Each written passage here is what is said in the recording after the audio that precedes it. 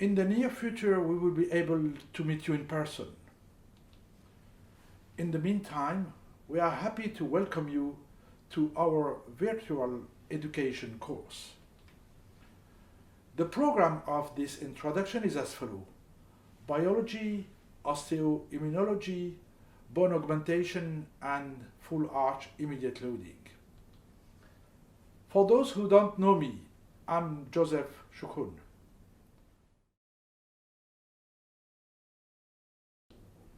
I'm graduated from University in Montpellier, France.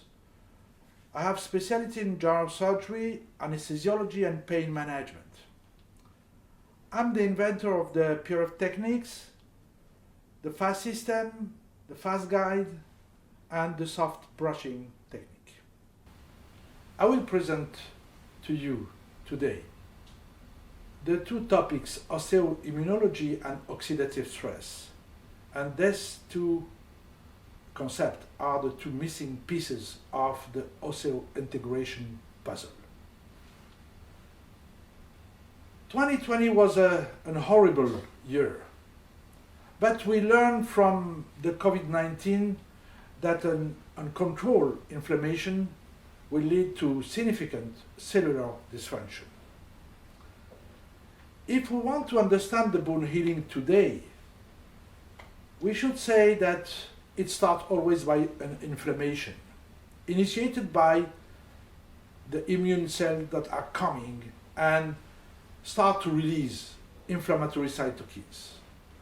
And this release will induce angiogenesis and the formation of the granulation tissue, which is the soft bone callus. If we want to meet this event, we must meet two mandatory conditions. The first is to have enough antioxidants. The second condition is to activate the repair cell genes. We have in our cells almost 500 genes specifically dedicated to the reparation of the cells. Just in order to understand how can we activate these genes, we know one substance which is very active. It's the vitamin D. So now we can say osseointegration and immunity are strongly linked. Osseointegration, we know it, and the term used is the osteology. Means the bone cells, they interact in order to form and to maintain the bone. Today, and since 2000s, we don't talk anymore about osteology. We talk about osteoimmunology, because the osseointegration starts by an immune reaction. Bone cells' activity is controlled by the immune system. And then we can see that all the cells, all the bone cells are working through the immune system. We need to understand osteoimmunology. First, angiogenesis is induced by an immune reaction from the release of the inflammatory cytokines.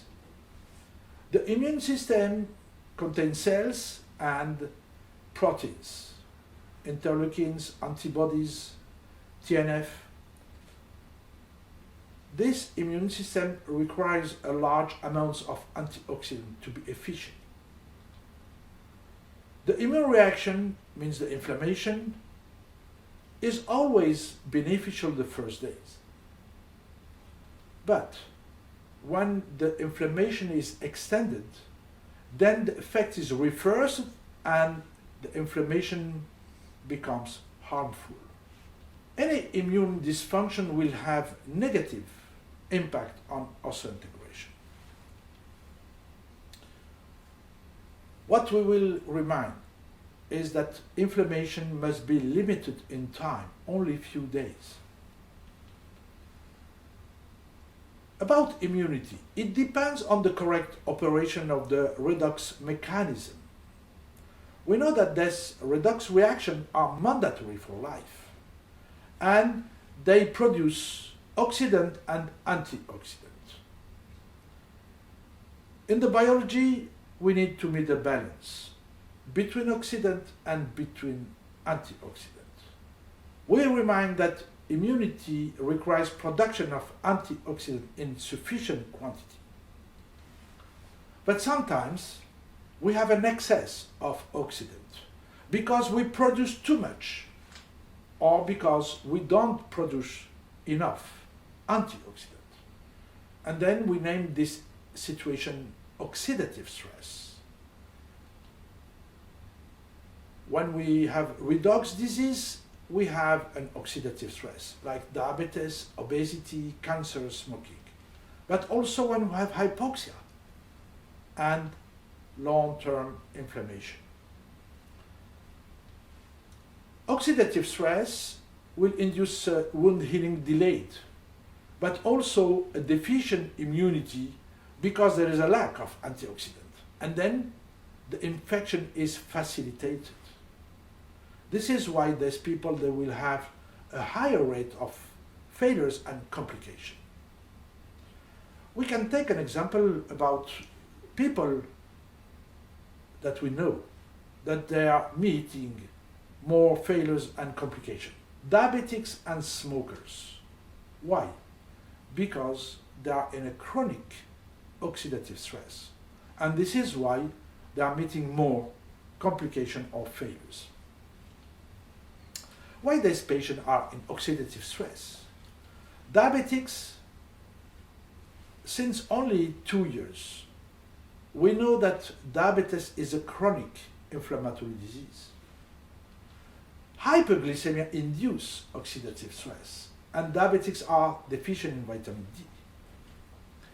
Smokers, the smoke breaks down the antioxidant in oral cavity, in the skin, in the lung, but they are also deficient in vitamin D. Regarding the bone, oxidants, they have a devastating effect on bone. Oxidant inhibit osteoblasts. Oxidant activate osteoclast. And then we will face a failure of bone remodeling, which will lead to a bone resorption. The only one mechanism of the bone resorption is the failure of the bone remodeling. And this failure occurs only when the bone is in oxidative stress. Let's take an example, edontulism. What happens when the patient has no teeth? Then the bone is not working.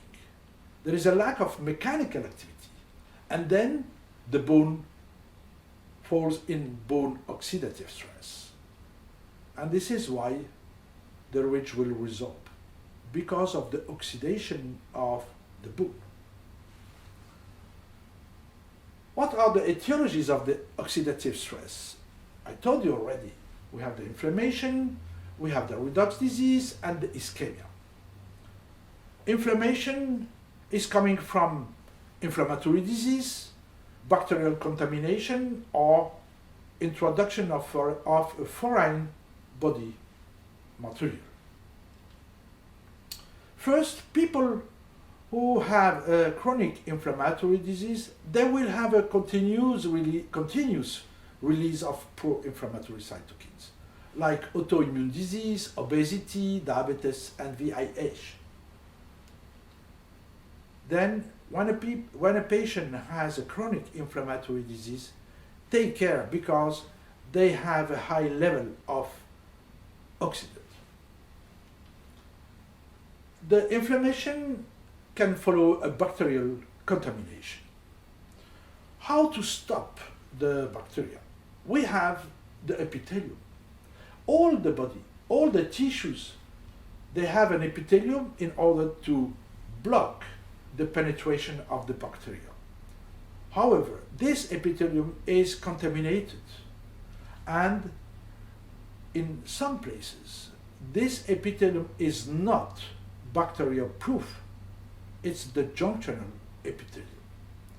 And then we will say the epithelium can be a gateway to the graft contamination. How this graft gets contaminated? We have two periods. First, during the surgery, in per-op, the surgical site is contaminated by the breathing. Patient is breathing. The incision, the saliva, the instrument moving everywhere. And then the pathogens, they invade the graft. But we can meet contamination in post-op. The bacteria, they penetrate through the epithelium. Because we use large suture threads. When you put a big needle, you have a big hole, and then the bacteria, they move in easily. We have also the braided sutures. You know, the silk, the vicryl. We know that this kind of suture, they will help the bacteria to penetrate into the site. And this is why we recommend all the time to use a monofilament. We have also the people with a thin biotype. We know that these people, they meet more infection. Probably because the epithelium in this patient is not bacteria-proof. And the third origin is the junction of the flap with the adjacent tooth. Today we understood that the junctional epithelium is not bacteria-proof. And then the bacteria will penetrate through the junctional epithelium. And this is why we recommend all the time to take care about the suture around the adjacent tooth. We must be very careful and to apply like a deep mattress in order to isolate this junctional epithelium. Now, the bacteria that are in the site, they induce inflammation. Which cells are coming first? The neutrophil. After 2-3 days, monocytes and lymphocytes are coming.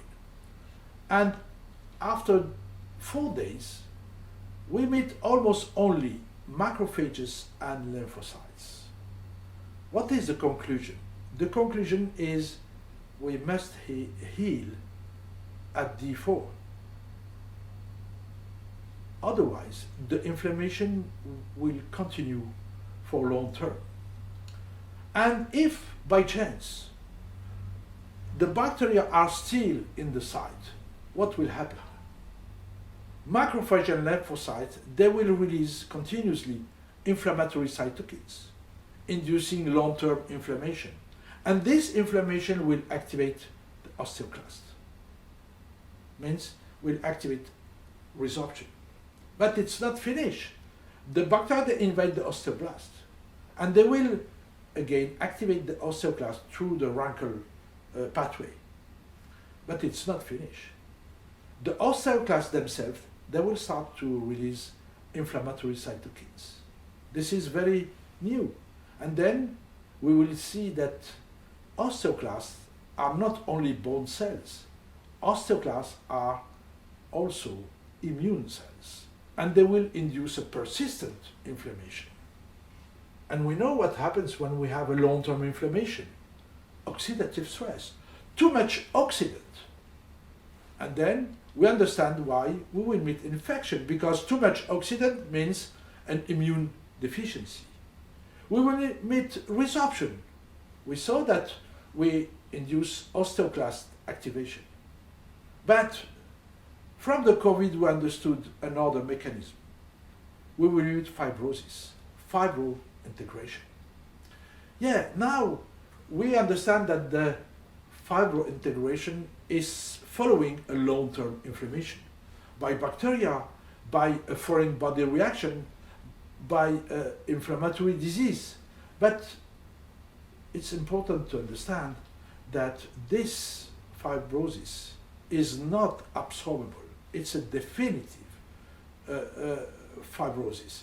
And then we understand why, after a few years, the bone graft, which is completely fibrotic, will be excluded from the body. 8 years, 6 years. What are the etiologies of this persistent contamination? First, we didn't give any antibiotic. Second, we gave antibiotics, but they were ineffective. We gave antibiotics, but the prophylaxis was not able to completely eradicate the bacteria. And fourth, the gum contamination is perpetuated through the gingival epithelium. If we don't give antibiotics, we will meet more failures, at least 3 times more. From this publication, we know now that we don't need to give antibiotics for 1 week. The best protocol, the best prevention, is to give a single dose of amoxicillin 1 hour pre-op, 3 grams. We gave antibiotics, but they were not effective. It's the case of the patient allergic to penicillin. We know that this patient, they have a high risk of infection. This is the evidence in the literature. We have an increased risk of surgical site infection. In implantology, the failures are 3 to 4 times more. Why is the infection rate so high? First, we know since only 1-2 years that the alternative antibiotherapy is less efficient. In the Lancet, Blumenthal showed that all of these molecules are much less effective than the amoxicillin. Misch and Basma in the JOMI, they showed that when they replace amoxicillin by clindamycin, they are meeting 3 times more failures. But the main reason is not the choice of the antibiotics. The main reason is because the immune response is not correct. First of all, these patients, they don't recruit enough polynuclears. And then the early defense is weak. They don't have enough soldiers to fight the bacteria. The second reason, which is the main reason, is that these people, they have a dysfunction of the immune system. And it was identified that the origin is the T lymphocytes. The T lymphocytes in this patient, when they meet bacteria, they start to release a long term of inflammatory cytokines. But there is another reason, that these people, allergics, are deficient in vitamin D. And then they don't produce enough antioxidant. And then the conclusion is that these patients are in oxidative stress, and this is why they meet more infection, because their immunity is weak. Take care, my friends. Allergic patients are in oxidative stress. Third, the prophylaxis is unable to eradicate all the bacteria. We know that we have a frequent symptom at D5. Often, people, they meet pain and swelling at around D5. Why? Because when they are meeting more, again inflammation, it means that the bacteria are still present into the site. They didn't achieve to eradicate all the bacteria. And then it may lead to the oxidative stress. It's a possibility. The fourth origin is the chronic gingival epithelium contamination. When the bacteria, they penetrate through the epithelium, they spread to the periodontium. And then what happens? They induce a chronic inflammation of the gum. And this chronic inflammation, we know what happens. When the gingiva is in inflammation, it will induce a bone resorption and obviously a fibrosis. And this is why when sometimes we open a graft, we see that there is still a little bit, you see, there is still a little bit fibrosis. There is still a little bit resorption.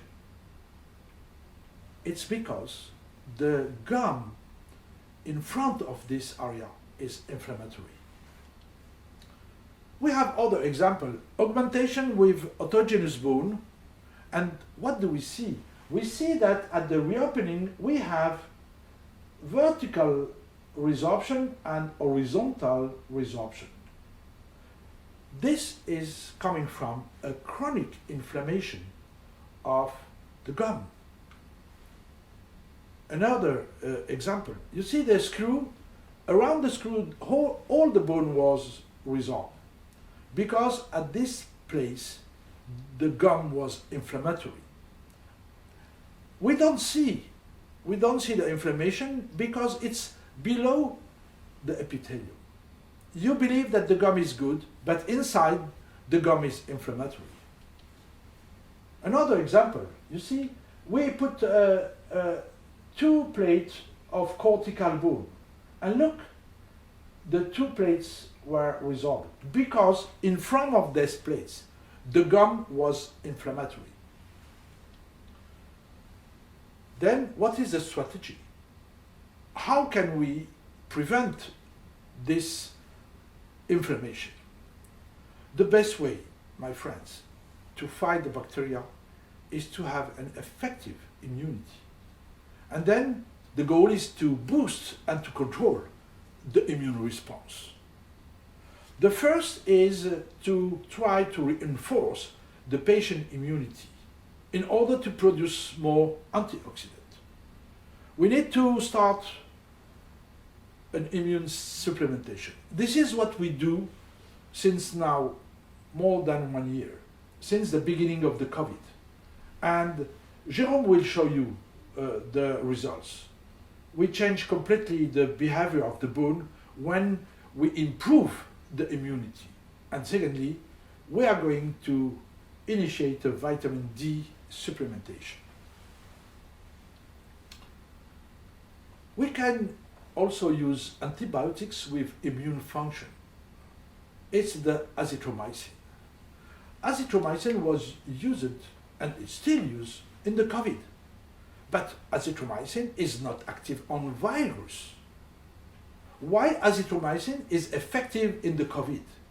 Because, and this is very new, because azithromycin is an immunostimulant.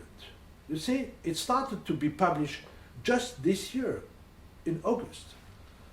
And you see that now we are talking about inhibition of inflammatory mediator expression. Azithromycin on pro-inflammatory cytokine production. Azithromycin is able to inhibit the oxidative stress. And now we see that some teams, they start to use azithromycin for the treatment of chronic inflammatory disease as lupus. It means that azithromycin is not only an antibiotic, it's a powerful immunostimulant and antioxidant. How to prescribe the azithromycin? First, we didn't stop amoxicillin. We don't have enough feedback. It will take a few years to confirm. But today, we maintain the amoxicillin with a single dose of 3 grams 1 hour prior. We give azithromycin. There are two kinds of boxes. There is one box of 4 caps. We name it monodose. Why? We take the 4 caps in one shot. Or we have the classic box with 6 caps, and then we give 2 caps every day. How to use the azithromycin? And I give you our protocols that we test now, and we adapt step by step the protocol. First of all, in simple cases, implant or GBR, we use 2 single doses. 1 single dose of azithromycin, means 4 caps, we give it the night before. And 1 single dose of amoxicillin 1 hour before the surgery. Simple. No more. We don't need to give them more antibiotics. But when we do bone augmentation, we start with the same protocol. 2 single doses. 1 dose of azithromycin the night before and 1 dose of amoxicillin. But after that, we give them 1 monodose of azithromycin every week. 4 capsules at D7, D14 and D21. If they are allergic to the penicillin, we give them azithromycin 2 caps during 3 days. But you understand now that we give them long-term treatment of azithromycin because we want to reduce the periodontium contamination. And why we give them 1 dose a week? Because 1 dose is enough for 1 week. This is a specificity of the azithromycin. For 1 week treatment, we need 1 dose only. Sometimes we use for bone augmentation the sticky bone. And when we prepare a sticky bone, we add a little bit azithromycin and metronidazole powder on the sticky bone. We can also induce inflammation by a biomaterial, foreign body reaction or mobility of the bone graft. Foreign body reaction, we know that it's coming from the T lymphocytes that will perpetuate the initial inflammation, and we need to go to use a more compatible material. The most compatible material is from human. This is why it's the gold standard, because there is no immune response. It's good, we have a rapid bone growth, but when we use the human bone, we systematically lose a part of the volume. You see, after 2 years, we are losing a part of the graft. Then the protocol is to mix with the human a xenograft. When we mix a xenograft, we have a better stability of the volume. Then, which kind of xeno we may use? About the compatibility, we know that porcine is very close to human. Antigenic structure is very close. And the bovine is so far from the human. The surface condition means the cleaning. We must go to analyze with a huge magnification. How is the surface condition? And then we see that the graft from Pugo is the best clean material. We need to compare the porosity, human, porcine, and bovine. And then we see that the pores in human and porcine are very close, size means. But also, if we add all the pores, we will see that the full volume is 10 times less in bovine. Then the conclusion is the osseointegration is faster when we use human. But if we want to use xeno, the porcine bone will be the best choice because it's the least inflammatory, because it has the best porosity, and because the porcine must be sintered, heated. And then when we compare the graft from Pugo and the reference, which is the Geistlich bios, we see that the graft has all the positive conditions, which is not the state of the bios. But we have also the mobility of the granules. And then this mobility induces inflammation. And then we have 2 solutions. Or we fix the graft with a membrane and pins, or we use a sticky bone. 4. Today, we have the capacity to stick the bone with the PRF, with the S PRF. And then we will reduce the space between the granules and we will increase the angiogenesis into the space because fibrin is the best stimulation of the angiogenesis. So, if we want to talk a bit on PRF and wound healing, what is actually the evidence base? Evidence base is that we have at least 1,700 publications. And what do we see?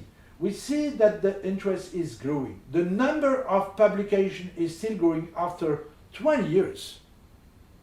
It means that we are getting huge evidence. But this year, you see that we will have around 400.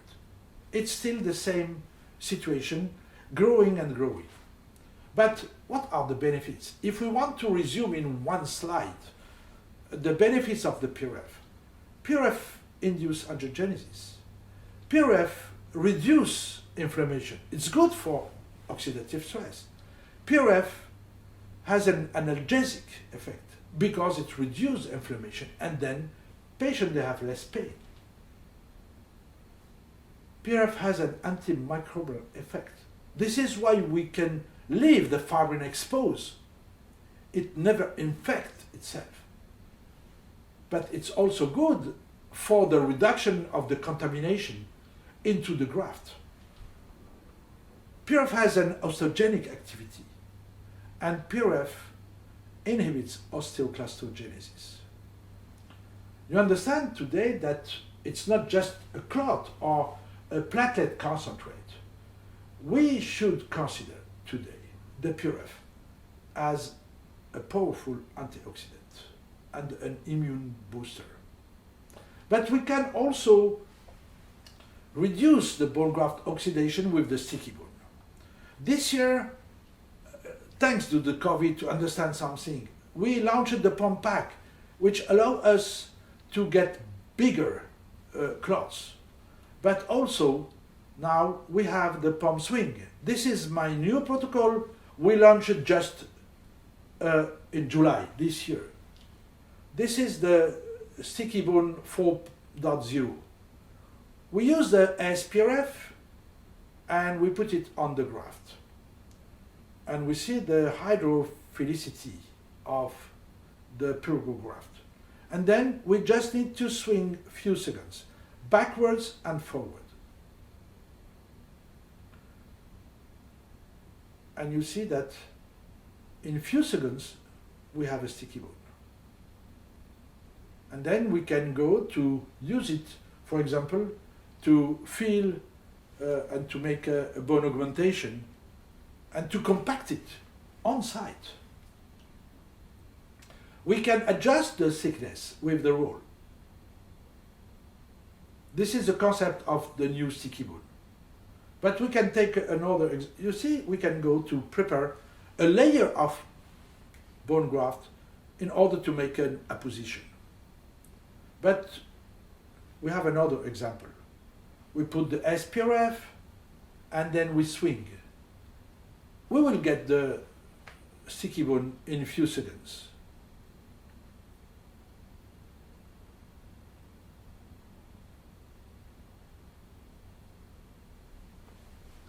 You see how is the sticky bone after only a few seconds. Then we can go to cut it in order to reduce the thickness. We can cut as we want with the pad. This instrument is a piece of the kit. And then, look, we use a gauze and then we start to roll in order to adjust the thickness.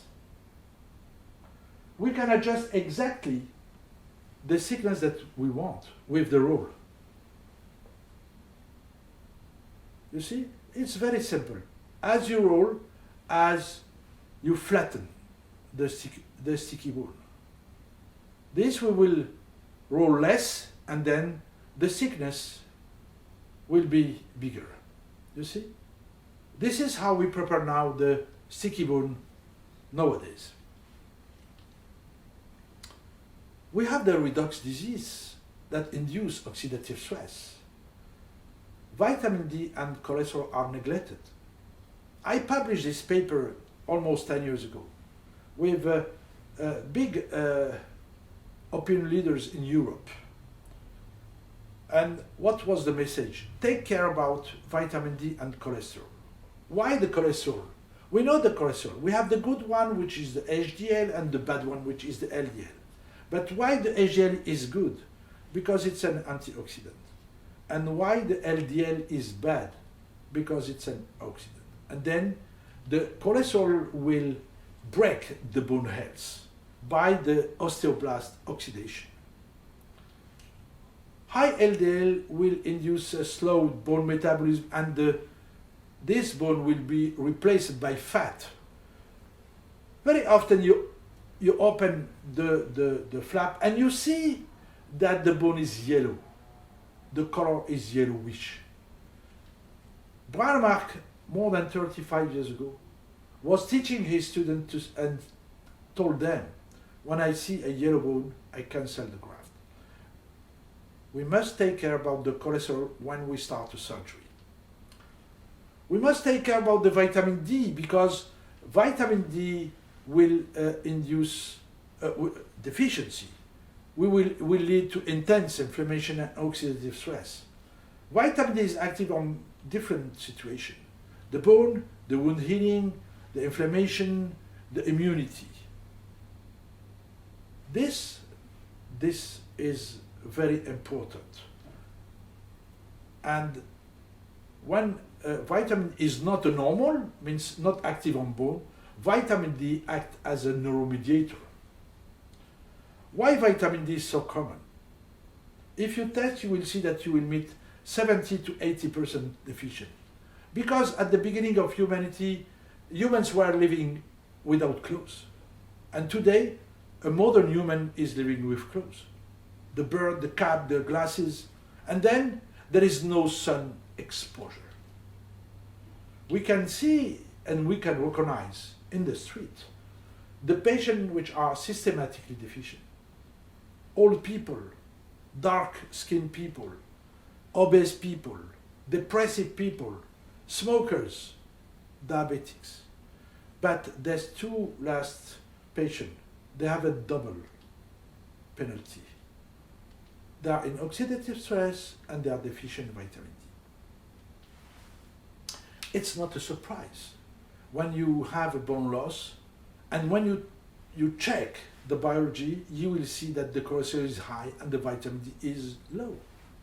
When you lose the bone, first check the biology, and you will see that it's not good. What are the recent updates? Recommendations are about 400 to 600. It prevents most skeletal abnormality, but it's not enough. If we want to stimulate the immunity, we need to give them 10 to 20 times more vitamin D daily. Is it excessive? No, because it's normal in physiology, in human physiology. Vitamin D supplementation until 10,000 is normal. Level serum until 100 nanogram is normal. Don't worry about high dose of vitamin D. So, for the surgery, usually in the literature, you will see that the normal level is 30 nanogram. It's not enough. We need more because we need to improve the immunity. And then we will go to 50 to 70 nanogram per milliliter. This is actually our protocol. We update it all the time. It was published by Elisa, my daughter, first in 2016. We test all the patients. We never try to start a surgery without tests. And look at this test. It was by chance, 4 nanogram. We are sure, we can guarantee you that with this level, you will meet 100% failure. We test, but we supplement them because we know that even if the level is normal, like around 30, we must go with much more vitamin D level. We start at least 1 week before the surgery, and it will be for 2-3 months at least. For healthy patients, we give them around 4,000, 5,000 daily. For people in oxidative stress, you know them, diabetics, smokers, allergic, old people, black skin, we give them 10,000. My friend, take care. We recommend to test systematically cholesterol and vitamin D in pre-op. The ischemia. Now we know since around 15 years how it occurs. It occurs when a tissue is placed under pressure or tension, and then this tissue will lose its vascularity. We can give you one simple example. The bed ulcers. What does it mean? When the people, they stay on the back many days, they will induce ischemia of the skin, and then the necrosis is mandatory. Pressure of the body on the skin. Then if we apply tension or pressure, we will meet ischemia, hypoxia, and then soft tissue oxidation or bone oxidation. What are the situations of excessive tension? Mostly the primary closure, because we try to stretch the tissue in order to close. Then we can show you some example. When we lose the bone around the implant, it's because the vestibule is short. Means there is a lot of tension.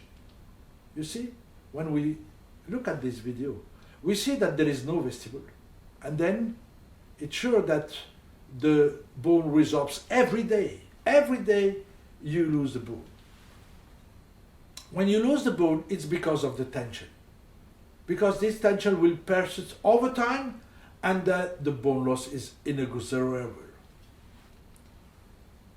The solution is first. Jérôme will come to give you more information. When we release the flap, it's not just to close. We over-release because we want to put the bone without any pressure from the flap. We must suture with a deep mattress. This is a technique I presented 10 years ago, the apical mattress. With this technique, you will get much less tension on the bone. And then you must assess the tension. There is no device to assess the tension, but it's very simple. Just pull on the lips, and you will see the tension and the mobility. And this is why this suture mattress, this apical mattress, will give you a full stability of the flap. It will reduce the tension and it will immobilize the flap. We can see, look, there is no primary closure, but with an apical mattress, we see that there is no mobility, there is no tension, because the deep sutures here is giving to the flap a full immobility and zero tension. We have also the pressure on the bone. Who press the bone? We will say the soft tissue, because when you have tension, it presses on the bone. But we have also the implants with a torque, inadapted torque. Removing pressure from the gum, it's the protective bone regeneration. What does it mean? What is protective? We protect the bone from the pressure of the soft tissue. And then we can use a bone plate, we can use a titanium mesh, we can use a PTFE membrane reinforced by titanium, we can use other mesh or tenting screw. When you put the screw, you create a volume, a space without pressure, and then it's easy to achieve the bone formation. If you want to make augmentation also, the screw will give you the final volume, because under the screw there is no pressure. We can use a mesh. When we use a mesh, under the mesh there is no pressure. And then we can see the outcome. The full space is filled by bone. This is a very simple augmentation, vertical, why it works? Because there is no pressure, because we avoid the vertical pressure. We can talk about the implant. The bone stress by the implant is very frequent. And then we must reconsider the primary stability. Let's go back a bit on the bone physiology. We say that the bone remodeling depends on the mechanical activity. This is the wall flow. But what is the physiological activity? The physiological activity is a cyclic activity, walking, biting. And how is the pressure from the implant? The pressure is permanent. Then it's not the same behavior. And we know since many years how the bone reacts to the pressure. The bone reacts to the pressure depending on its density. When the bone is soft, there is no stress. When the bone is non-flexible, rigid, there is a high stress. And this is what we meet in the bone. When we put an implant into the spongiosa, this bone is flexible, and then there is no stress. When we put the implant in the look, how is the stability of the bone 10 years after? Because when you place the implant into the spongiosa, there is absolutely no stress and no bone resorption. But when we place the implant into the cortical bone, there is a high stress because the bone is not flexible. The bone has a low blood supply. And then when we place the implant, where is the maximal pressure? At the neck. And this is why you will meet a marginal bone loss. It's coming from the pressure on the cortical bone. When the bone is sick, is very sick, then placing the implant with torque will induce a cratering. And then when we place an implant in a dense cortical bone, the bone will not stay for long term. This is one example. High torque on the cortical bone should be dramatic. And then when we see, when you analyze this X-ray, what do we see? The bone resorbs only in the cortical bone, only. Then how to prevent? We can prevent the resorption by making an over-drilling. And then you see that there is no contact between the bone, the cortical bone, and the implant. Or to make a subcrystal placement.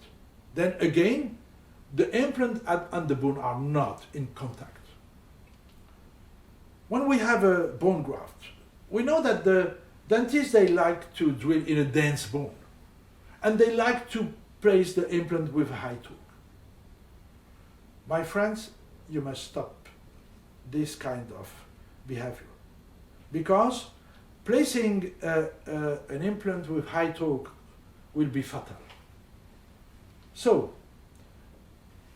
grafted bone will oxidize itself when it's mistreated. The biologic rule of the implantation in a dense bone is that you must place it with a reduced torque, low torque.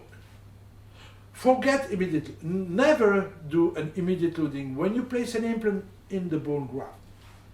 And don't forget to over-drill the bone in order to protect the crustal zone.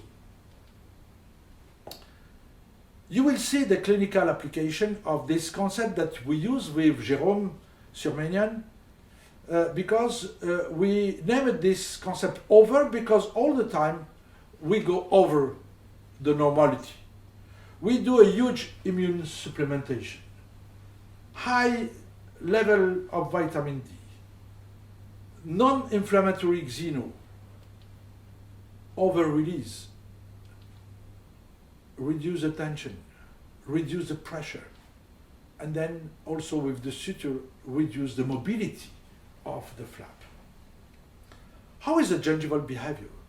When we boost the immune system, we can see after an immediate loading how is the tissue after 4 days. Because now we control the patient after at D4, not at D7. Because at D4 we control if it's going well or not. We have the information. When we control a patient at D3, D4, we can see how is the gut. And then we see that everything is okay and the healing is already achieved. We are sure that there is no bacteria anymore into the site. If we want to see biopsies during a bone augmentation, you see it will be shown by Jérôme using purgo and sticky bone, and we can see how is the bone reconstruction after only 4 months. A full maxilla with implants, and the most interesting is the histology. 50% more new bone, but only 20% connective tissue. Why the connective tissue is low? Because the inflammation is low. It's not coming from the flap, it's coming from the inflammation. In the vertical graft, we have only 10% connective tissue, because again, we did a surgery with a low inflammation. Finally, using the graft by purgo, alone or mixed with human bone, obviously in sticky bone, because we never use a bone graft without a sticky bone. It will not induce inflammation, and it will allow us to get a better bone volume stability. It's time now to summarize, my friend. First, if you have ischemia or inflammation, you will have oxidative stress. It will induce a deficient immunity, and then the osseointegration is delayed, the infection is possible, the resorption is frequent, and the fibrosis is frequent too. We can say now the osseointegration puzzle is achieved. How? We have the bone tissue and we have the remodeling. This is the basics of the bone. But if you want to get bone, you need antioxidant. This is what I told you in the first slide. And then if you have the antioxidant, you will have a good immune system. And the immune system will give you the vessels. If you get the vessels, please don't apply any pressure or tension in order to maintain them. You will help the immunity by using a more compatible material. And you will have the antioxidant production by the immune supplementation and the vitamin D. My friends, it was a pleasure to present you my concept, my new concept. It will be our pleasure to meet you in a course soon, I hope. Thanks for Purgo Europe, because they gave me during this last year at least 500 publications. It was the minimum to show you what is osteoimmunology. Thank you, my friends, and see you soon.